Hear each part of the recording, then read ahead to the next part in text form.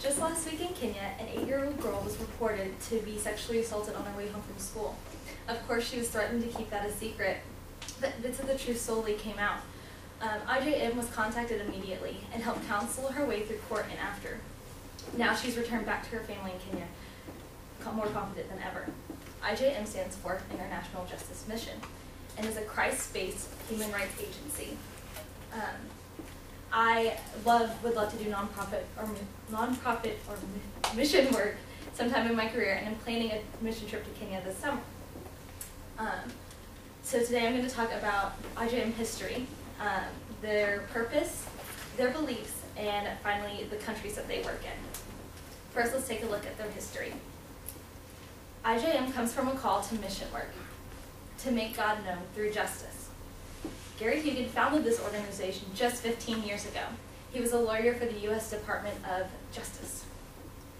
Recently, on the IJM website, the company says that he got together with other lawyers, human rights officials, and public officials to further study injustice around the world and to figure out what they could do about it.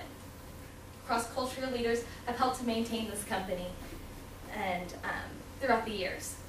In a 2010 Christian Human Rights Organization article, David McElroy stated that there was no organization with the experience to address the issues of human trafficking until IJM.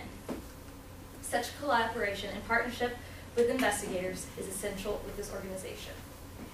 Now let's look at the purpose of this organization. The purpose is to always support its Christian background.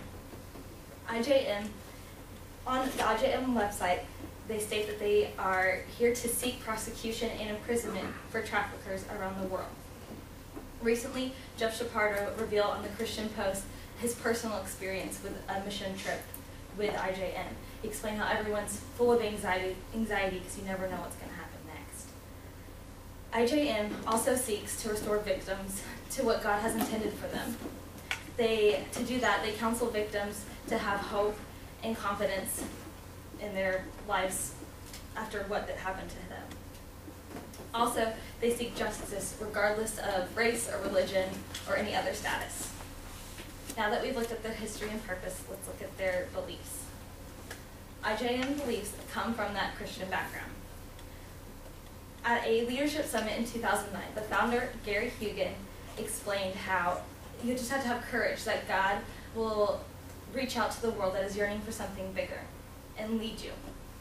Although your faith is tested in these life-risking missions, your faith is what keeps you going. Since IJM is a Christian company, they have a different atmosphere in the office. They come together, all the employees, at the beginning of each day and have a 30 minutes of prayer in silence. They also have quarterly retreats to help team bondage and help them renew them spiritually as well. So finally, let's look at the countries that they are in. Their main headquarters are located in Washington, D.C. They also have partnerships in Canada and the United Kingdom.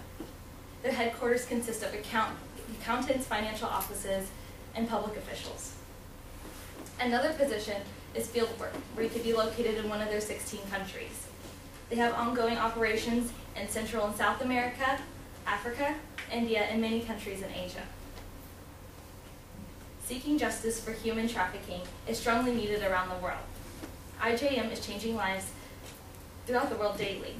It's because of their history, their purpose, their beliefs, and their locations that make this organization work. Thank you for your time.